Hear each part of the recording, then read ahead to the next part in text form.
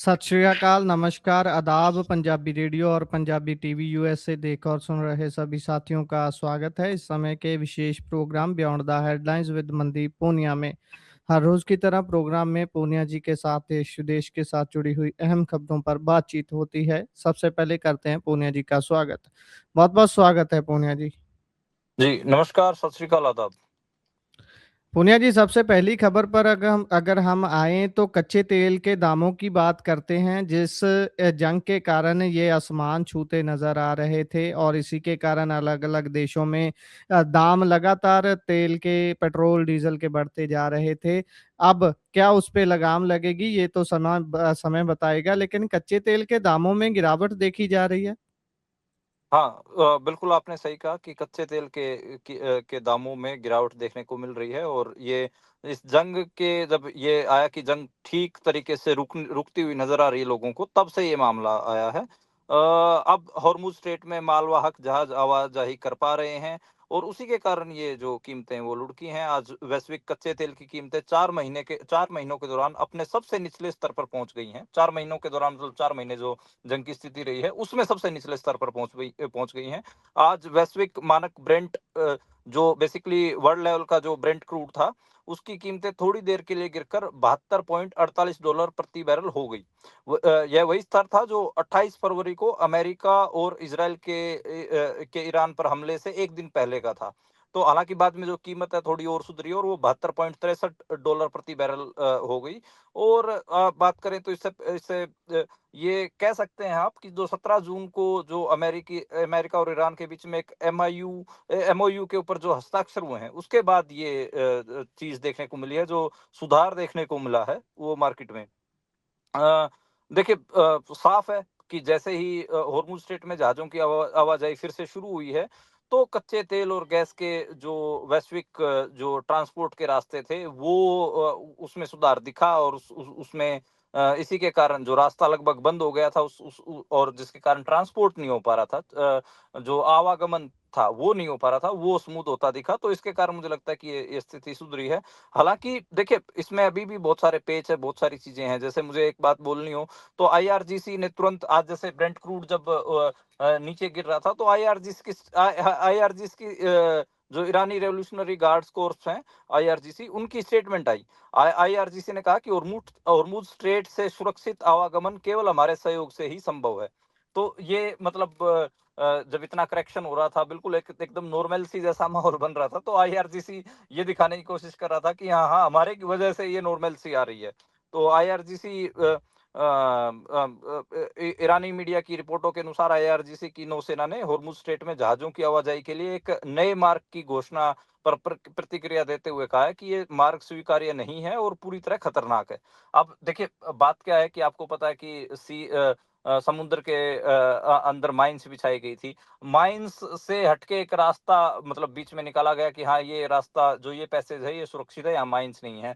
बाद में फिर जब ब्रेंट क्रूड आप देखें गिरा, तो फिर उसके बाद आईआरजीसी की फिर ईरानी मीडिया के से स्टेटमेंट आनी शुरू हो गई कि नहीं नहीं, ये भी पूरी तरीके से सुरक्षित नहीं है, ये भी खतरे से खाली नहीं है। खैर, जहाजों को केवल चैनल 16 के माध्यम से संपर्क करने की हिदायत दी गई है और ये कहा गया है इसी के थ्रू ही जाया जा सकता है। खैर, और स्ट्रेट ऑफ हॉर्मुज में मतलब जो अपन को जो चीजें दिखी, उसमें कहीं ना कहीं आप कह सकते हैं कि सुधार हुआ है और सुधार वैश्विक अर्थव्यवस्था पे भी आपको दिखेगा।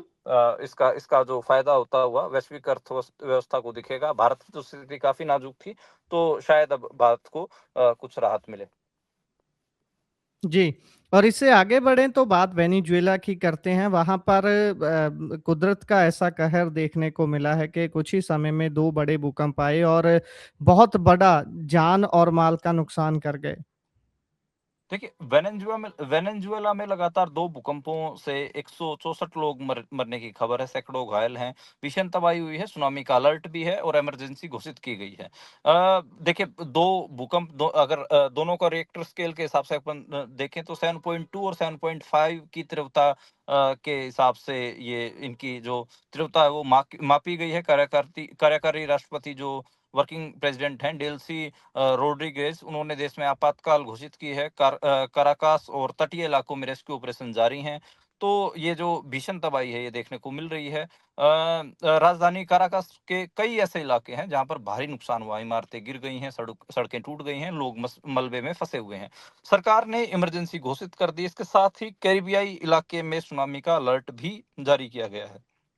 देखिए, नुकसान बहुत हो रहा है, उसमें आप देख रहे हैं कि दुनिया लेवल के जो बड़े-बड़े हुक्मरान हैं, सियासतदान हैं, चाहे कोई किसी देश का प्रेज़िडेंट हो या फिर प्राइम मिनिस्टर, सब हेल्प ऑफ़र कर रहे हैं। और जो त्रासदी की जो तस्वीरें हैं, जो आज हम लगातार सोशल मीडिया के तौर पर देख ही रहे हैं, और इसमें काफ़ी अपन कहें कि रेस्क्यू टीम्स और वॉलंटियर सब कोशिश कर रहे हैं कि इससे पार पाया जा सके, रेस्क्यू ऑपरेशंस चल रहे हैं।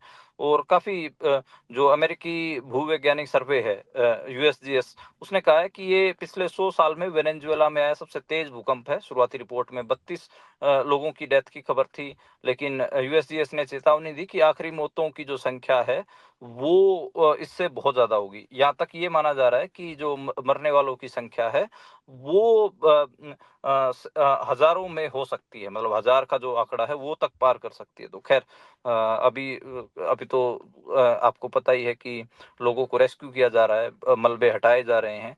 सरकार कह रही है कि हम रेस्क्यू का काम कर रहे हैं, वॉलंटियर्स और सरकार की जो रेस्क्यू टीम्स हैं, वो सब दिख रहा है। देखिए, जो हम आज अभी डेटा बोल रहे हैं, जिसमें 164 लोगों की मरने की खबर कह रहे हैं, ये नंबर बहुत ज़्यादा बढ़ेगा जैसे-जैसे रेस्क्यू होंगे। घायलों की संख्या आप देखिए, जब तक जितने भी किए गए हैं, जिनकी इमरजेंसी बहुत हालत खराब है, वो वही 800-900 के आसपास पहुँच गई है। तो मतलब जैसे-जैसे चीज़ें रेस्क्यू की तरफ बढ़ेंगी, जो ये नंबर है, ये बढ़ेगा। जी। और इससे आगे बढ़े तो अयोध्या राम मंदिर को बीजेपी ने महमूद गजनवी की तरह लूटा है, अगर हम ये कहें तो इसमें कोई अतकत नहीं तो नहीं होगी?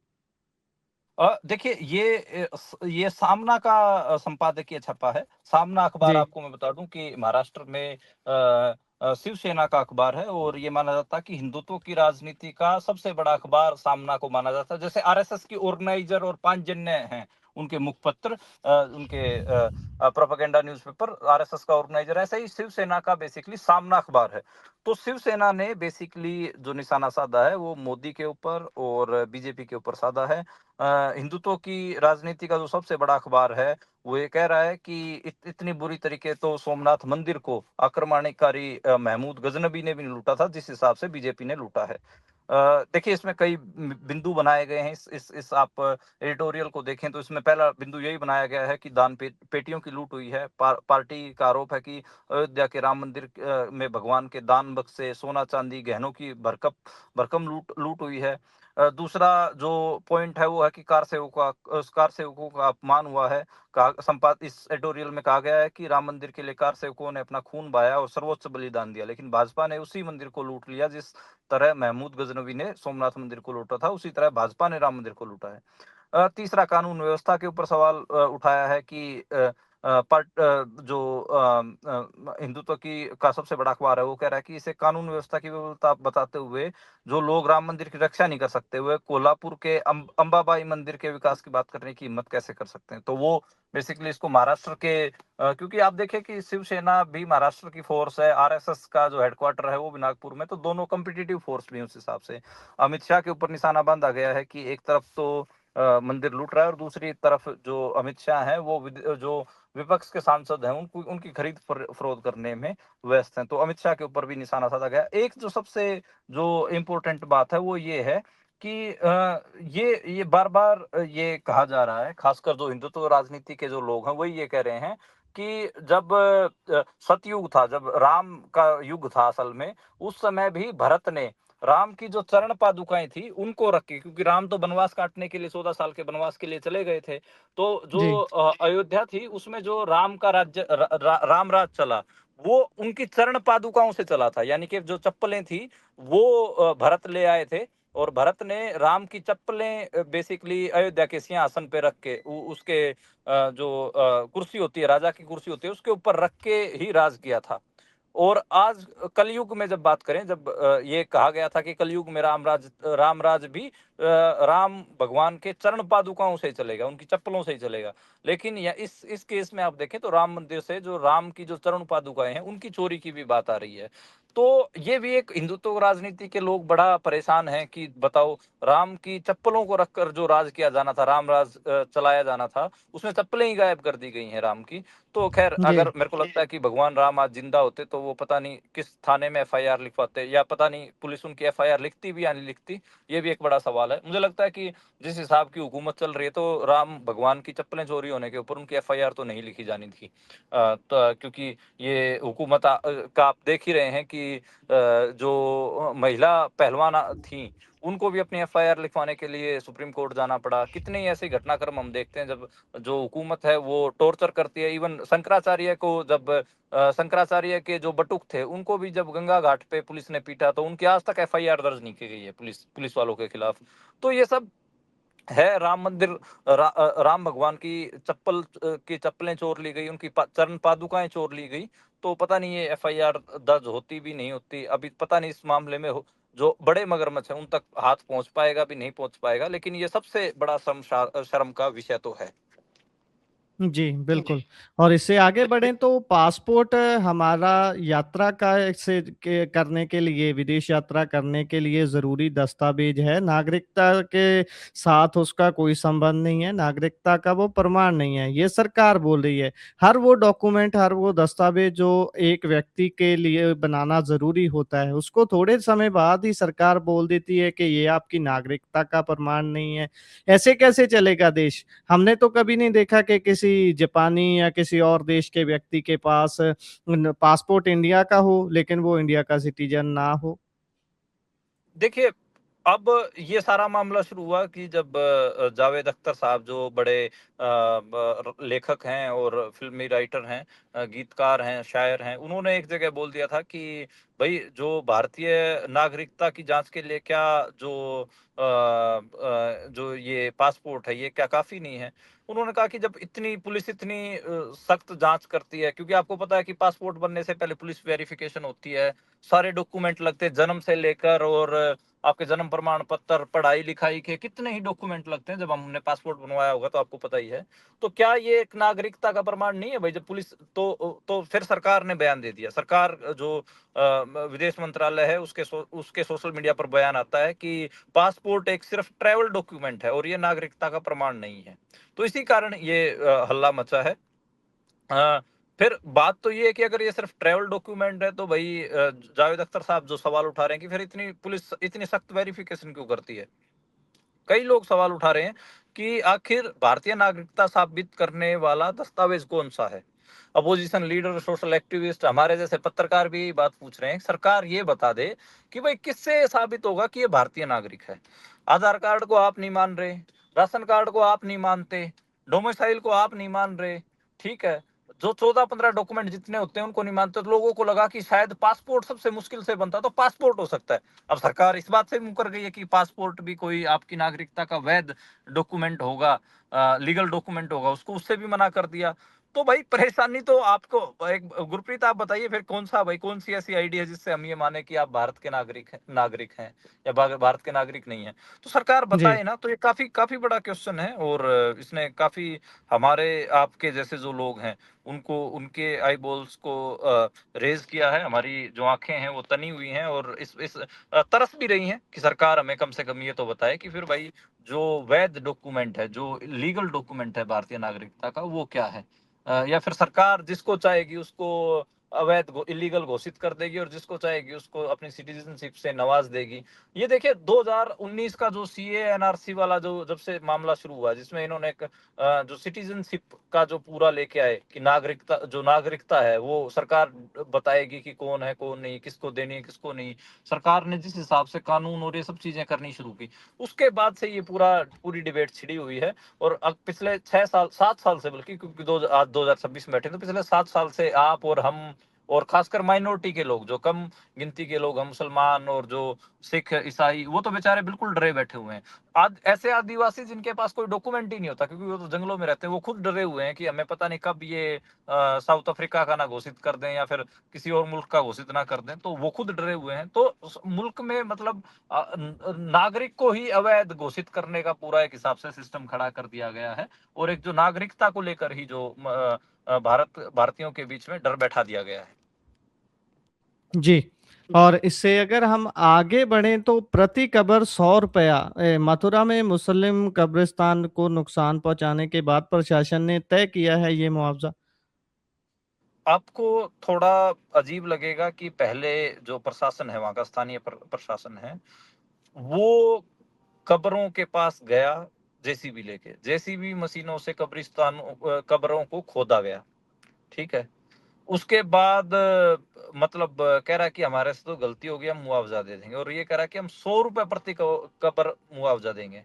यानी कि आपके जो पूर्वज हैं, जहाँ पे आपने उनको दफनाया या उनका अंतिम संस्कार किया, पहले उनकी कोई बेअदबी करे, उनकी कब्रों को कोई उखाड़ दे और फिर कहे ₹100 ले लो आप।